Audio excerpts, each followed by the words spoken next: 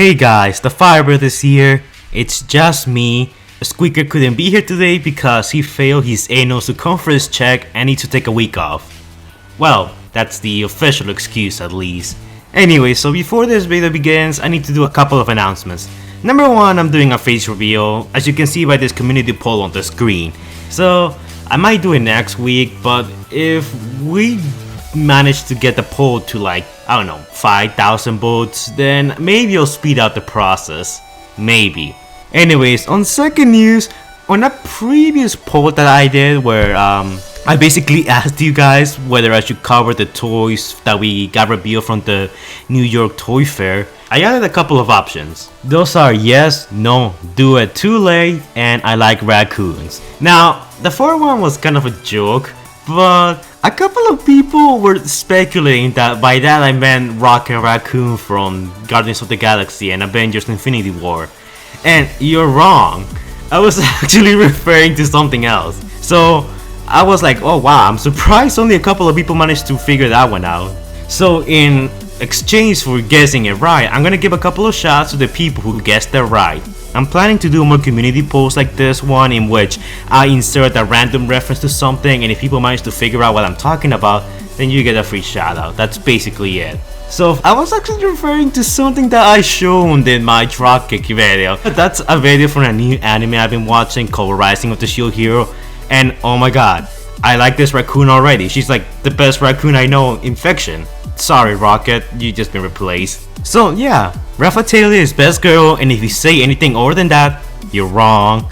So anyway, shout goes to Pyro214 for getting it right. He was actually the first one to get it right. Zombie Mage YT who says protect the raccoon lolly, and I agree to that. Guys, before you watch the anime, really guys, go watch the anime. It's actually pretty good. And go watch Fate Zero while you're at it. Say it with me guys. I will not loot the raccoon lolly. I don't want you guys to put any weird stuff from like Rule 34 or whatever. Please, seriously, don't do it.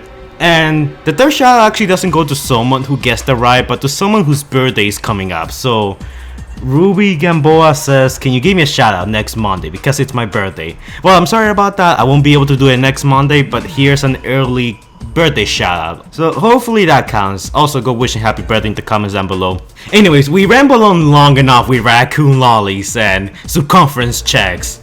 So we're gonna move on to the topic of this video, the actual topic. So Cliffjumper, the character that keeps on dying, the character that got split in half by Dropkick in the movie, and the character who needed to announce his name in the movie so now we can feel bad about him dying. I want you guys to think about that for a second. Blitzwing never mentioned his name, but Cliffjumper had to be like, my name's Cliffjumper, Lieutenant of the Autobot. You know, if he would have stayed shut and not reveal his name, maybe they could have thrown in the excuse that this is not the real Cliffjumper and just some other Cliffjumper. But no, they had to confirm it. A lot of people have been putting the blame on Travis Knight for, well, basically killing off Cliffjumper this early in the game. But I think it's a bit unfair, and I don't think it was Travis Knight who killed Cliffjumper. Well, he was the one who directed it, but I don't think he was the main cause. Yes, I believe that I, the Fire Brothers, have uncovered a conspiracy so horrendously diabolical that only I could forever discover it. So if Travis Knight did not kill Cliffjumper, then who was it? Well, my friends, it was none other than Michael Bay. Of course it was. So you guys might be wondering, Fire, how did this happen? Well, something that I just recently noticed, well, I already knew this, but I just recently made the connection, is that the B movie was in production very early on while The Last Night was in theaters, so was, you know, around the time of being publicly distributed. So originally the B movie was supposed to connect to the Michael Bay universe, but then The Last Night lost money, lost the critics, lost the fans. It lost a lot, it actually did a lot of damage. So Hasbro, in a panic, they were like, okay, listen, the Bay formula is not working. Anyone has any ideas? We could reset the universe. No, that would look bad on us. Let's not do that. How about if we do a soft reboot, just in case you want to reboot it, but not quite. You're a genius. You get a promotion. That's pretty much how it went. If you pay close attention to the Autobot roster, we have Bumblebee, Optimus Prime, Cliffjumper, Ratchet, Arcee, Wheeljack, Brawn, and Ironhide. Out of all those characters, Brawn and Cliffjumper are the only two Autobots we never see in any of the Michael Bay movies.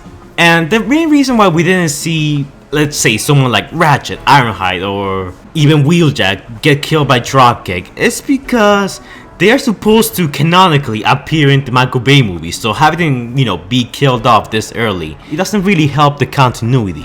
But now you guys might be wondering, but this is a reboot, right? Yes, the movie is a reboot, but what I'm talking about here is that early on, the movie was not supposed to be a reboot. So pretty early on in the movie, they probably already had the deaths of Cliffjumper, Dropkick, Shatter, and Blitzwing already planned ahead.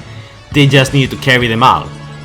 Now, let's say if Michael Bay would have put Cliffjumper in any of the Transformers movies from 1 to 5, then by default, Cliffjumper will be forced to live. Because remember, the main reason why Megatron was not in the movie is because Travis Knight was afraid of disrespecting the continuity. Even though at this point that doesn't really matter because it's a new continuity. So yeah, Michael Bay is like the main reason Cliffjumper died. And granted, that's not to say that Michael Bay is the sole, cause of it. I mean, Travis Knight could have easily, and I mean easily, chosen Brawn or maybe that white Bumblebee looking Autobot. Remember in the days of Age of Extinction when we believed there was gonna be a white Bumblebee? Yeah, you could have thrown a GoBot in there that just happens to look like Bumblebee, like anyone but Cliffjumper. You can even throw Brawn in there. I mean, he's right there. It's not like he's doing anything at the moment. So yeah, well, Michael Bay, limited Travis Knight's, options as to who has to get killed by Dropkick and Shatter. It was Travis Knight who basically, made the choice of who lives and who dies. Personally, I would have preferred, Brawn to bite the dust just because I like Cliffjumper better. And I don't see a lot of Brawn fans out there, so yeah. And also, Brawn is basically the same size as Cliffjumper and Bee, so it would have still fit his narrative of, Dropkick and Shatter having to kill someone that looks like Bee so the audience can know how powerful these two are and to give them an excuse to not kill Bumblebee the first time they're around. I know about the interview, you can just watch Comodin Cam's video, but that's pretty much it. It was Michael Bay again. Also, the main reason why I'm doing this video is not just because I like money, but it's also because people have been throwing the finger at Travis Knight for killing Cliffjumper this early. Even though, when you actually look at it, it's not like Travis Knight had a lot of options.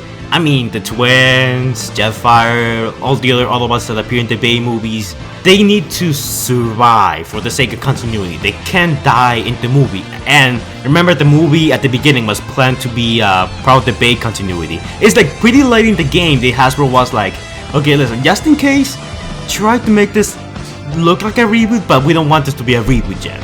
In that case, Hasbro is also to blame because they could have easily said, okay, if this is a reboot, you can do whatever you want. You can use even the characters from the previous movies and kill them off, we don't care.